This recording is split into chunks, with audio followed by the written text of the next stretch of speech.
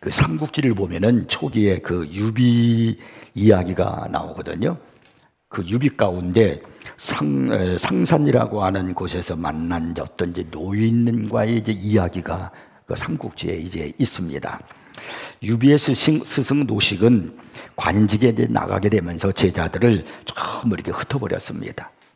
하지만은 유비에게는 추천서를 이제 써주면서 정현이라고 하는 사람을 찾아가 보라고 이제 말을 합니다.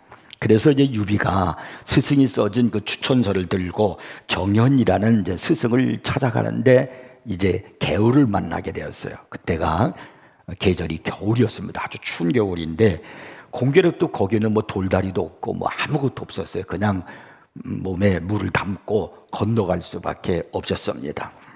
유비가 이제 바지를 이제 이렇게 거치고 그리고 개울을 간신히 이제 건넜습니다. 날이 매우 이제 쌀쌀했어요. 물에 이제 빠지다시피 하면서 개울을 이제 건넜으니 얼마나 몸이 춥고 얼어붙겠습니까?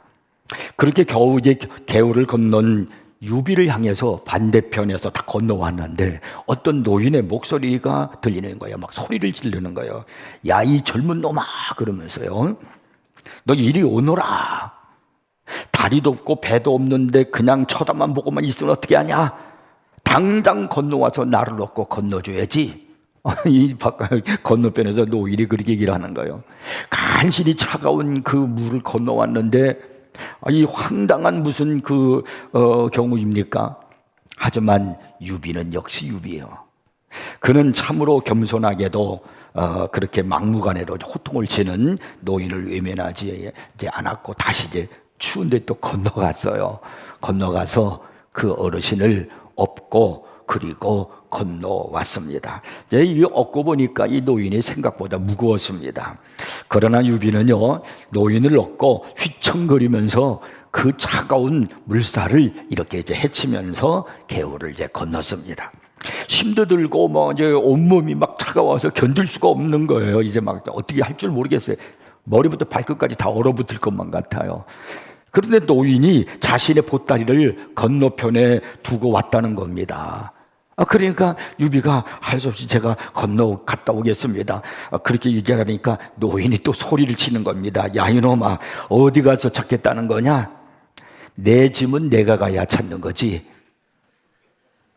그래서 다시 이 유비가 노인을 얻고 그 추운 겨울에 이 개울을 또 건너가는 겁니다. 보따리를 찾은 다음에 또 유비는 어쩔 수 있어요? 그 보따리를 찾은 노인을 또 업고 개울을 건너왔습니다.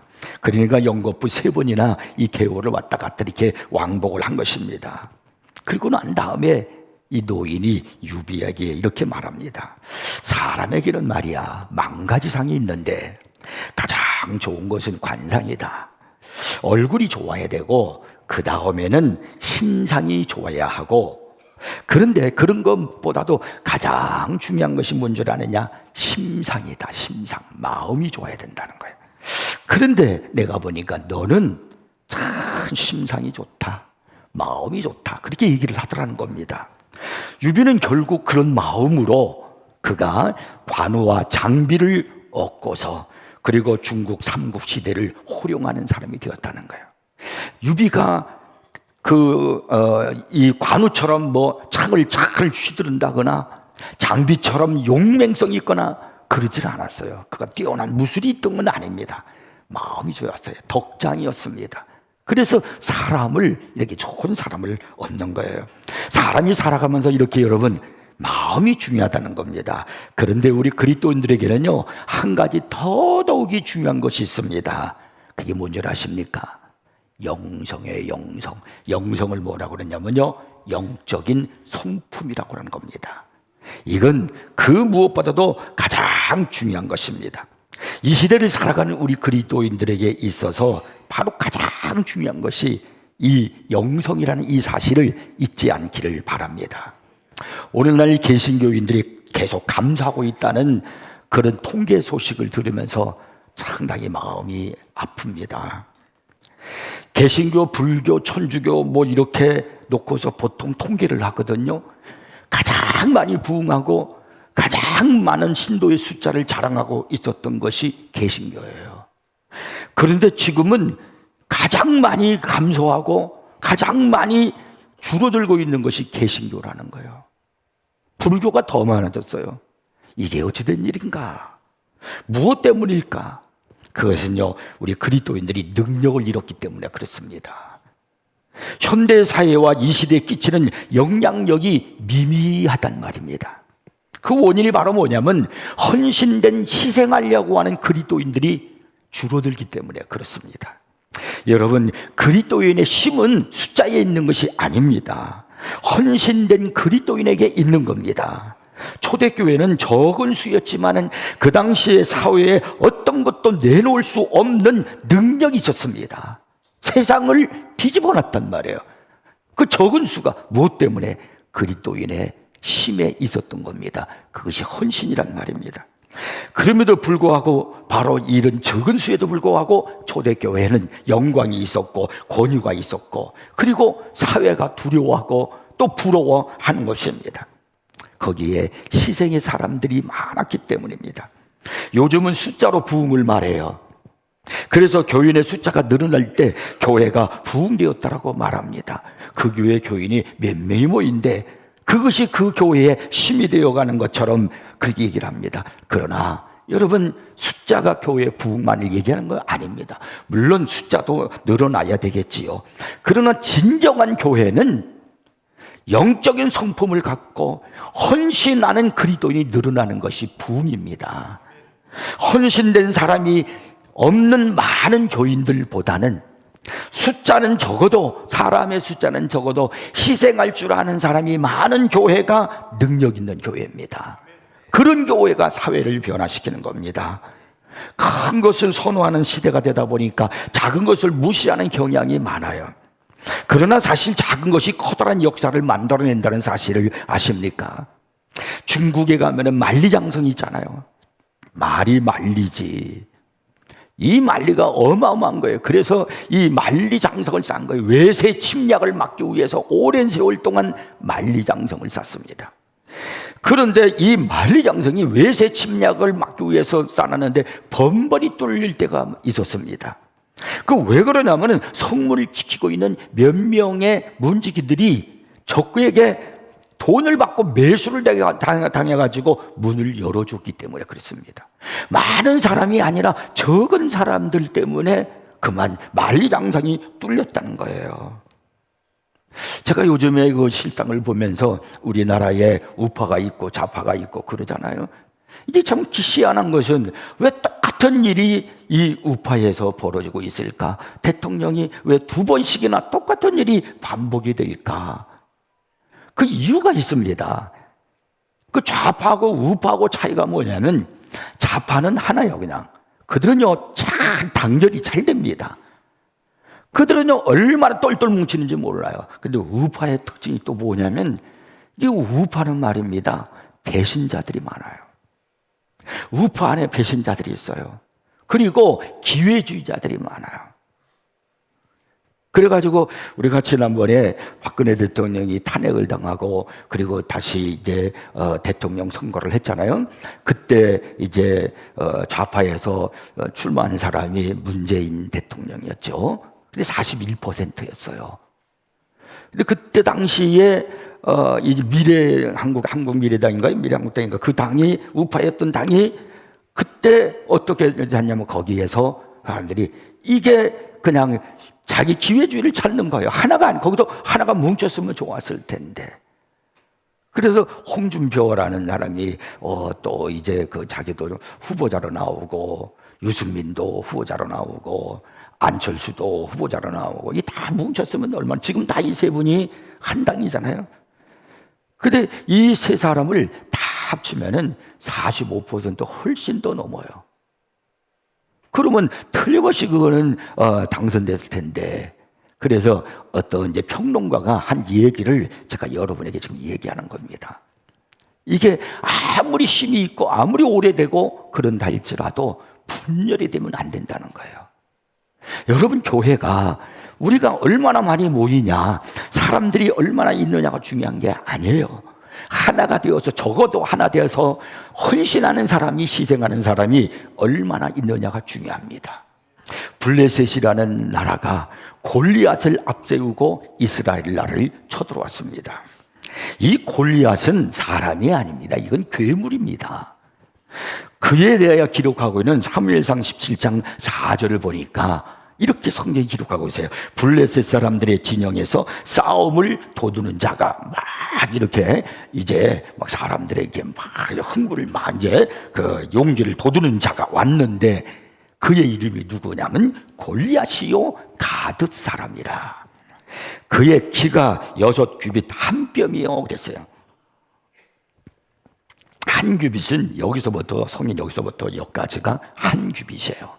보통 45cm를 말합니다. 그래서 이거를 지금으로 계산해 보면 키가 얼마시냐? 6규빗 한 뼘이니까 약 2m 80cm 정도 됩니다. 2m 80이면 이게 사람이요. 이건 괴물이지. 그렇지 않겠어요? 그리고 머리에는 노투구를 썼고 몸에는 비늘 갑옷을 입었으니 그 갑옷의 무게가 놋으로 됐는데 놋 5,000세겔 갑옷을 막 비늘처럼 내가지고 왜 그러냐면 화살 같은 것들이 오면은 비껴가거든요. 이렇게 비껴가라고 비늘처럼 만드는 겁니다. 그런데 그것이 5,000세겔이래요. 1세겔이 대략 11.4g입니다. 그래서 지금으로 이렇게 알기 쉽게 계산해 보니까 57kg이에요. 그가 입은 갑옷이 57kg이에요. 57kg의 옷을 입고 전쟁을 할 수 있겠습니까? 그리고 그의 다리는 녹각반을 척쳤고 어깨 사이에는 녹 단창을 메었으니 그 창자루는 배틀채가 닿고 맘대로 이렇게 막 창날은 철 600세겔이며 방패든 자가 앞서 행하였더라. 야, 그러니 여러분 이 골리앗이 앞서면서 소리를 지르면서 오는데 누가 가서 그 골리앗을 쓰러뜨리고 블레셋과의 전쟁에서 이스라엘이 이길 수 있단 말입니까? 그때 왕이 사울왕이었어요. 사울왕도 덜덜 떠는 거예요. 사무엘상 17장 11절에 보니까 그 상황이 이스라엘 백성들의 상황을 이렇게 기록하고 있어요. 사울과 온 이스라엘이 블레셋 사람의 이 말을 듣고 놀라 크게 두려워하니라. 다리를 떨고 있는 겁니다. 두려워 떨고 있는 거예요. 그래서 이스라엘의 어느 장군도 어느 군사도 나가서 맞서 싸우려고 하지 않는 거예요. 그런데 한 사람이 나타났어요. 여러분이 잘 아시는 다윗이라고 하는 17세의 젊은 다윗, 아주 작고 어린 다윗이 아버지의 심부름을 받고 형들을 만나러 왔다가 그 모습을 보고 내가 가서 싸우겠다는 거예요. 내가 가서 골리앗을 물리치겠다는 겁니다. 한 사람 내가 가서 저 골리앗과 싸워서 내가 희생하더라도. 그래서 이 사울왕은 만류하다가 그래 너라도 가서 싸우다가 네가 희생이 되면 한 사람 어린 나이가 희생이 되는 걸 보고 혹시나 우리의 그 장수들이 군인들이 용기를 얻지는 않을까. 그래서 그를 싸움터 내보내는 거예요. 신라 시대 때 관창처럼 말이에요. 그런데 이 다윗이 적은 다윗이 가서 골리앗을 물리치고 그리고 적장 골리앗의 목을 치고 그러니까 이스라엘 사람들이 막 힘을 내가지고 용기를 얻어가지고 나가서 전쟁을 해가지고 블레셋을 물리치는 겁니다. 할렐루야. 그러니까 이런 역사가 일어난 것은 어떤 큰 사람이 아니요 어떤 많은 무리가 아닙니다. 한 사람 다윗이었어요. 그 한 사람의 작은 것이 얼마나 중요하다는 걸 우리에게 가르치는 겁니다. 옛 속담에 천리낀도 한 걸음부터 라는 말이 있고요. 가량비에 옷 젖는 줄 모른다 라는 말도 있고 낙순물이 대도를 뚫는다라는 그런 말도 있습니다. 이 말들은 작고 사소한 것의 중요성을 알려주는 겁니다. 작다고 우습게 보지 말라는 거예요. 작은 것은 결코 작은 것이 아닙니다.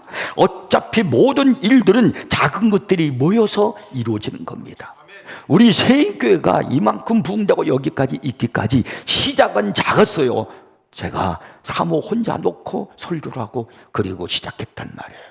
누가 돕는 교인이 있는 것도 아니었어요.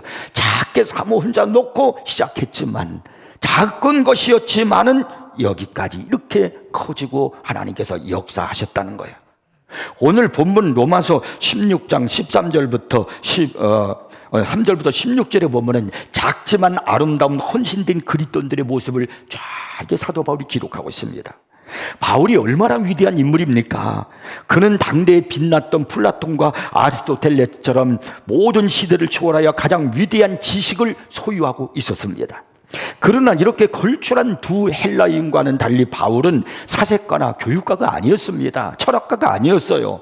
그는 최초로 기독교 전도자여 지구촌에 비전을 품었던 개척 선교사였습니다. 이 비전이 그에게는 개인적으로 불편함이요 고난이었지만은 그는 그 모든 순간순간을 잘 이겨냈습니다. 고린도후서 6장 4절부터 5절을 보면은 그가 견뎌냈던 고난들이 무엇인가를 거기서 기록하고 있는데 보니까 이렇게 말씀해요. 환난과 궁핍과 고난과 매맞음과 갇힘과 난동과 수고로움과 자지 못함과 먹지 못함 가운데서도, 그런 데서도 그가 그렇게 뛰어난 사람임에도 가서 그 고난을 감수하고 복음을 전하는 거예요. 이런 고통에도 불구하고 그는 하나님께서 맡겨주신 사명을 잘 참아내고 감당했습니다. 그래서 그 어느 누구보다도 이 세상에서 더 지속적이고 유익한 영향을 주었고 신약 성경에 13권이라는 성경책을 기록했다는 거예요. 하나님 말씀, 그가 기록한 말씀을 읽을 때마다 절절히 주의 은혜가 넘치고 구원관이 생기고 미래관이 생기고 우리들에게 얼마나 감동을 주는지 몰라요. 그럼 도대체 이 사도 바울이 어떻게 그가 그 어려움 중에도 고난 중에도 그가 그 위대한 일을 할 수 있었을까? 그거는 바로 이 바울을 바울되게 했던 것은 그를 돕는 작은 자들이 있었기 때문에 그렇습니다. 그 속에서 일어나는 꺼질 줄 모르는 열정, 누구든지 고난이 오고 시험이 오고 역경이 오면 내 안에 처음에는 막 뜨겁게 타오르는 것 같다가 꺼질 수 있단 말이에요. 그러나 이 사도 바울은 죽는 순간까지도 그 열정, 하나님을 향한 열정이 꺼지지 않았던 이유는 바로 그 주변에 아주 작지만 그를 돕는 사람들이, 희생하는 사람들이 있었다는 겁니다. 오늘 본문에는 한 부부를, 그 중에 한 부부를 이제 말씀하고 있는데 남편의 이름이 아굴라이고 아내의 이름이 브리스길라 이렇게 말하기도 합니다. 브리스길라 같은 말이에요. 근데 그 남편은 아굴라이고요. 근데 이 아굴라는 원래 이 사람은 본도에서 태어난 유대인입니다.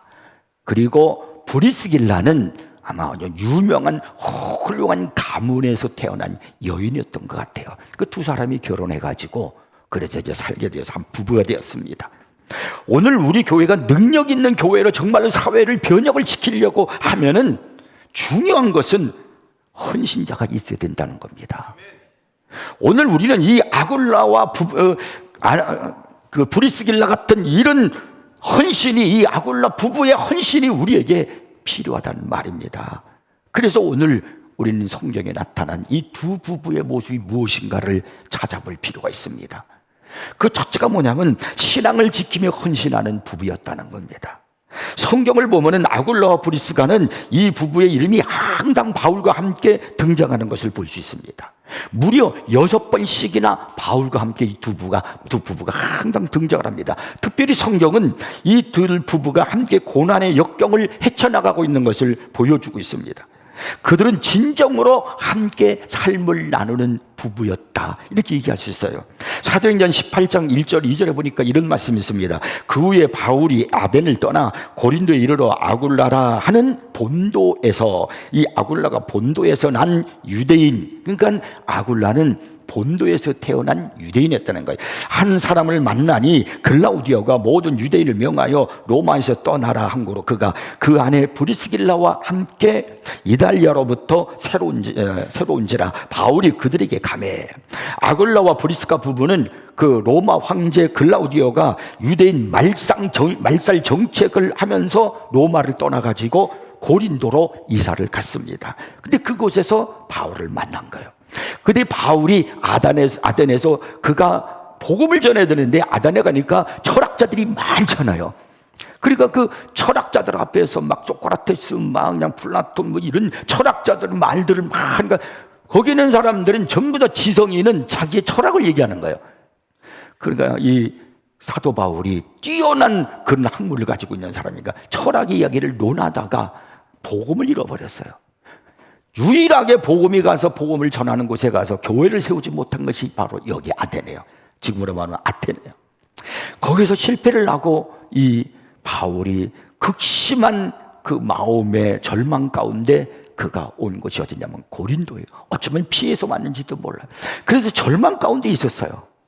그가 아무것도 하지 못하고 있었어요. 근데 그때 만난 사람이 누구냐면 아굴라하고 브리스가 부부였습니다. 이 브리스와, 그래서 브리스가와 이 아굴라는 사도 바울이 양육한 사람들이 아니에요.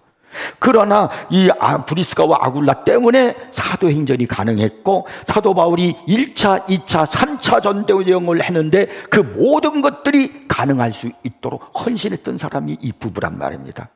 글라우디아 황제는 유대인 남자들을 다 쫓아냈지만 여자들은 원했어요. 로마에 남아도 좋다고 그랬습니다. 그것은 그 유대 여자들을 노예로 혹은 놀이개로 부려먹기 위한 간교한 정책이었습니다. 로마 정부에서는 여자들이 남으면은 대우를 해주겠다고 했지만은 이 브리스가는 바로 여자였어요. 그래서 여성이다 보니까 사랑하는 남편은 유대인이었기 때문에 그 유대인이어서 그는 거기를 떠나야 돼. 유대인 말살 정책하니까.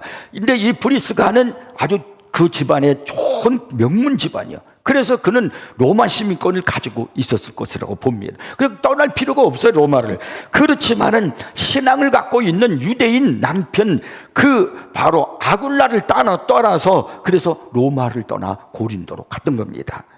아마도 이 브리스가는 로마 귀족 가운데 그는 훌륭한 귀족의 사람이었기 때문에 이 브리스가가 로마를 떠난다는 것은 있을 수 없는 일이에요. 그럼에도 불구하고 아무런 자기가 그 글라우디아 황제가 추방령을 내려도 자기는 나는 여기 로마 사람이고 로마 시민권이니 갈 필요 없어. 그렇지만은 믿음을 따라서 남편 아굴라의 신앙을 따라서 남편이 유대이니까 그를 따라서 자기의 고향을 버리고 그리고 고린도로 갔다는 겁니다. 영국의 청교도들이 신앙의 자유를 찾기 위해서 메이플라워를 타고서 새로운 세계를 찾았던 것처럼 유대인 남편을 따라서 신앙을 지키기 위해서 고린도로 왔던 것이 바로 이 아굴라와 브리스가 부부란 말입니다. 하나님은 신앙을 따라 산 그들의 기업을 크게 그 고린도에서 성장시켜줬어요. 그리고 바울을 돕는 동력자가 되게 해주셨습니다. 그리고 그들이 바울을 돕고 신앙을 지키면서 살아가기 때문에 바울이 바울되게 했던 것입니다. 남편과 아내가 서로 불신하고 그것 때문에 수많은 가정이 깨어지는 오늘 우리의 시대를 보면서 이렇게 함께 삶을 나란히 하고 그리고 믿음을 지키기 위해서 그들이 살아갔던 이 아굴라와 브리스가 부부를 보면서 얼마나 우리들의 마음에 감동적으로 다가옵니까? 성경을 보면 이들 부부는 적어도 4번 이상 거주지를 옮겼어요. 이사를 했어요. 그러니까 성경 보면은 본도에서 로마로, 본도라는 그 지역에서 로마로, 그리고 로마에서 고린도로, 고린도에서 에베소로, 에베소에서 다시 로마로 이렇게 왔어요. 한 번 이사를 해도 힘들고 고통스러운데 이 정도로 주거지를 옮기면서 그들이 그런 고난을 찾은 이유는 신앙 때문이었어요. 믿음 때문이었단 말입니다. 여러분, 이들이 이사를 한 것은 이 마을에서 저 마을로 간 게 아닙니다. 요즘처럼 뭐 포장이 잘 되어 있거나 그래서 이사짐 센터에다가 얘기를 해서 이사하고 뭐 그런 게 아니에요. 2000년도 훨씬 더 된 힘든 일이에요. 굉장히 이사는 어려운 일이에요. 그들이 옮긴 것은 나라에서 나라를 옮긴 겁니다. 에베소는 지금으로 말하면 터키요. 터키에서 로마로 간 거 이탈리아예요. 그러니 여러분, 또 로마에서 고린도로 갔다는 것은 로마는 이탈리아요, 고린도는 지금으로 말하면 그리스입니다. 이게 그러려 그 당시에 이렇게 로마에서 그리스로 가고 또 그리스로 에베소로 가고 에베소도 또 다시 로마로 가고 이걸 비행기를 타도 몇 시간씩 가야 하는 거리를 그 당시에 이사를 했다고 하면은 얼마나 힘이 됐겠는가. 무엇 때문에? 신앙 때문에요. 단지 신앙 때문에요. 그런데 놀라운 것은요, 그들이 고난을 당하고 이렇게 이사를 하면서 더욱더 이 부부가 가까워지고 믿음으로 뭉쳤다는 겁니다. 그래서 성경에서는요, 이 아굴라하고 브리스길라 부부를 얼마나 칭찬하고 있는지 몰라요. 오늘 우리 현대교회에 커다란 도전을 주는 사람이 바로 이 두 부부란 말입니다. 바울의 옆에서 늘 이 부부가 힘써주었어요. 경제적으로 도와주었고 신앙적으로 도와주었고 함께 주었습니다. 그런 주님을 향한 그 사랑, 내가 주님을 사랑합니다 말로만 하는 것이 아니라 주님을 향한 그 사랑을 이 두 부부가 사도 바울이 사역을 하는데 도와줌으로 그가 자신들의 주님을 향한 사랑을 승화시켜 나간 거예요. 오늘 우리들에게 이런 부부가 필요한 겁니다. 부부가 함께 뜨겁게 기도하는 교회, 그런 교회가 되어야 됩니다. 부부가 함께 앉아서 하나님 앞에 간구하는 마음으로 예배를 드리고 함께 은혜를 나누고, 그리고 오늘 들은 말씀을 가지고 집에 가서 함께 대화를 나누면서 오늘 하나님이 이런 말씀을 내가 은혜 받았어, 당신은 어떤 말씀으로 은혜 받았는가, 말씀을 서로 토론하면서 그러면서 하나님의 은혜를 나누는 그런 가정, 여러분, 그리고 그 두 부부가 마음을 같이 해서 희생하고 헌신하는 그런 가정이 있는 교회가 여러분 강한 교회예요. 이런 우리 교회가 되기를 주의 이름 축복합니다. 그 다음에 두 번째는 교회를 위해서 헌신하는 부부였습니다. 아굴라 부부는 에베소에서 한동안 사역한 후에 에베소를 떠나갑니다. 이제 이 아굴라 부부가 어디를 향해서 가고 있는가? 고린도후서 16장 19절에 보면은 바울이 로마로부터 고린도 교회를 향해서 이렇게 쓰고 있습니다. 아시아의 교회들이 너희에게 문안하고 아굴라와 브리스가와 그 집에 있는 교회가 주 안에서 너희에게 간절히 문안하고. 이 말씀에서 우리가 눈여겨보아야 할 단어가 있어요. 그게 바로 뭐냐면 그 집에 있는 교회라고 그랬어요. 다시 제가 읽어봐요. 아시아의 교회들이 너희에게 문안하고 아굴라와 브리스가와, 그 다음에 그 집에 브리스가와 아굴라와 브리스가 그 집, 그들의 집에 있는 교회가 그랬어요. 그러니까 그 집에 있는 교회라는 것은 아굴라와 브리스가의 집을 말하는 겁니다. 그 아굴라와 브리스가가 자기의 집을 교회로 내놓은 거예요.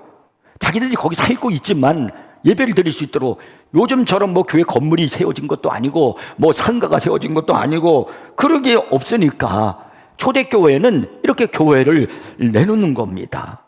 루디아가 자기 집을 빌립보에서 내놓잖아요. 사도 바울에게 내놔요. 바울과 함께하는 모든 사람에게. 그래서 거기에서 빌립보에 있는 사람들이 모여들어 교회를 이루는 거예요. 만일 당장 여러분 우리 교회가 이제 이 교회를 떠나서 누군가의 집을 얻어야 집에 들어가서 사용해야 할 그런 상황이 닥친다고 하면 과연 우리 중에 누가 자기 집을 내놓을 사람이, 맘 놓고 내놓을 사람이 있겠는가라는 거예요. 이따금씩 손님이 집에 찾아와도 힘든데 밤낮으로 교인들이 여러분의 집을 드나들고 여러분의 집에서 기도를 하고 여러분의 집에서 예배를 나누고, 그리고 은혜로운 교회는요, 또 이런 가정 같은 교회는요 금방 집에 안 가요. 또 오래도록 그 집에 머물면서 대화도 나누고 뭐 그러지 않겠습니까? 주님을 위해서 삶을 내어놓을 수 있는 사람, 그 사람이 누구냐 말이에요. 아굴라하고 브리스가가 그렇게 했다는 거예요. 적은 수의 초대교인들이 복음을 통해서 로마 제국을 무너뜨리고 세계를 변화시킬 수 있는 힘이 어디 있었느냐, 이런 헌신이 있었기 때문에 그런 겁니다. 교회에서도 활발한 사역이 하는 팀을 우리가 보게 되면요, 예를 들어서 교회 안에 여러 사역적인 그런 교회들이 있잖아요. 이게 교회 안에 뭐 기관도 많고 우리 교회 많은 사역들이 있어요. 근데 유난히 이렇게 막 사역이 막 움직이는 교회가 있어요. 그런 걸 보면은 그 팀원들이, 그 사역하는 그 성도들이요 막 열심히 기도하고, 이 세례 새벽 기도도 막 열심히 나오고, 또 밤늦게 가고, 그리고 막 갈매산 기도에도 나오고, 또 하다 보면 일하다 보면 자존심 상할 때도 있고 손해 볼 때도 있고, 그런데 그런 거 다 그냥 이겨내고 눈물로 기도하며 막 충성하는 그런 사람들이 눈에 보일 때, 그런 기관들이, 그런 사역의 팀들이 훨씬 더 살아있고 역사가 나타나는 걸 보게 됩니다. 사람들은 누가 시키지 않은데도 교회와 예수님을 사랑하기 때문에 헌신하고 희생하는 거예요. 그 결과 그 조직이 다 살아나는 거예요. 에베소서 5장 25절에 보면 이런 말씀이 있습니다. 그리스도께서 교회를 사랑하시고 그 교회를 위하여 자신을 주신 것 같이 하라. 교회를 위해서 우리 주님이 자신을 주신 것 같이 하라. 사도행전에서는 예수의 피로, 그리스도의 피로 사신 교회라고 그랬어요. 그러니까 여러분, 우리가 이 말씀을 잊지 말고 우리도 주님이 자신을 교회에 주신같이 하는 것처럼 우리도 이런 마음으로 교회를 위해서 헌신해야 할 줄 믿습니다. 교회가 헌신된 사람들이 많아질 때, 희생하는 사람들이 많아질 때 그 교회가 성장하는 거예요. 그 사람이 누구이겠습니까? 세 번째는요, 교회 지도자를 위해 희생하는 부부였습니다. 교회는 하나님 나라를 확장하는 가장 효과적인 도구입니다. 그리고 하나님이 세우신 사역자들은 이 복음을 전하는 중요한 도구입니다. 그래서 초대교회 성도들은요, 하나님 나라 확장을 위하여 주께서 세우신 교회하고 그 지도자를 통해서 세계 선교의 야망을 태우면서 그 지도자를 잘 섬겼던 것을 볼 수가 있습니다. 아굴라와 브리스길라의 마음속에는요, 주님을 위해서, 주님의 나라를 위해, 그리고 주님의 복음을 위해서 주님의 몸된 교회와 주님의 사역자들을 철저히 섬겨야 한다는 의식이 깊이 뿌리박혀 있는 걸 볼 수 있습니다. 우리는 성경을 통해서 이 아굴라 부부가 어떻게 교회 지도자를 위해서 자신들을 희생했는가를 많이 볼 수 있는데요, 특별히 사도행전 18장 18절 이하를 보면은 바울이 1년 6개월 이상 고린도에서 사역한 후에 그 도시를 떠나가는 장면이 나와요. 그 말씀 보면 이런 말씀이 있어요. 바울이 더 여러 날 머물다가 형제들과 작별하고 배 타고 수리아를 떠나갈새 브리스길라와 아굴라도 함께 하더라. 바울이 떠나가는데 복음을 전하기 위해서 다른 나라로 가는 거예요. 그런데 그때 같이 갔던 사람이 누구냐면 브리스길라와 아굴라도 함께 하더라는 거예요. 바울이 일찍이 소원이 있었으므로 갱무라에서 머리를 깎았더라. 에베소에 와서, 이제 에베소로 온 거예요. 고린도에서 에베소로 와서 그들을 거기 머물게 하고, 자기는 회당, 그들이 누구예요? 아굴라고 브리스길라요. 그들이 거기에 머물게 있게 하고, 바울은 회당에 들어가서 유대인과 변론했다, 말씀을 전했다는 거예요. 바울이 고린도를 떠나서 에베소로 갈 때 같이 갔던 사람이 누구인가? 바로 아굴라고 브리스길라였다는 겁니다. 왜 그들이 이사를 가는 거고 바울을 따라가는 겁니까? 단순한 동행이 아닙니다. 우리들이 저 바울을, 저 사도 목사님께서 가시는 곳에 우리가 함께해서 바울이 복음 사역하는데 우리가 돕자, 우리 부부가 함께하자. 여러분, 우리가 그 어떤 일을 할 때 혼자 있는 것보다 누군가가 옆에 있어만 줘도 힘이 될 때가 많아요. 그냥 얼굴만 봐도 즐겁고 힘이 될 때가 얼마나 많은지 모릅니다. 이 아굴라고 브리스길라는 그걸 안 거예요. 그러니까 또 다른 지역 에베소를 가서 복음을 전한다는데, 새로운 나라로 가서 전한다는데 우리가 가자. 그래서 동행자가 되어주는 겁니다. 자청해서 이들 부부는 복음화를 위해서 자신들이 지금 고린도에서 사업을 크게 하고 있었어요. 그 사업, 천막 짓는 사업인데 그걸 정리를 하고, 잘 나가는 사업을 정리를 하고 바울을 따라가는 거예요. 요즘에 그런 그리스도인들이 있을까요? 하나님 나라의 확장을 위해서 사도 바울이 에베소를 떠날 때 지도자 바울을 돕기 위해서 자기 사업을 정리할 수 있는 그런 사람이 아굴라고 브리스길라인데, 그런 사람들이 얼마나 될까요?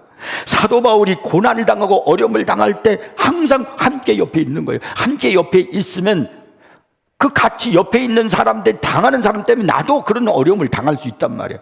근데 함께 어려움을 당해주면서, 그러면서 힘이 되어줬던 사람, 그 사람이 누구냐면 아굴라고 브리스길라예요. 여신 다이아나의 주상을 제조하는 사람들이 소동을 일으킨 적이 있어요. 사도행전에 보면. 이제 그때 이 아굴라하고 이 브리스길라도 있었어요.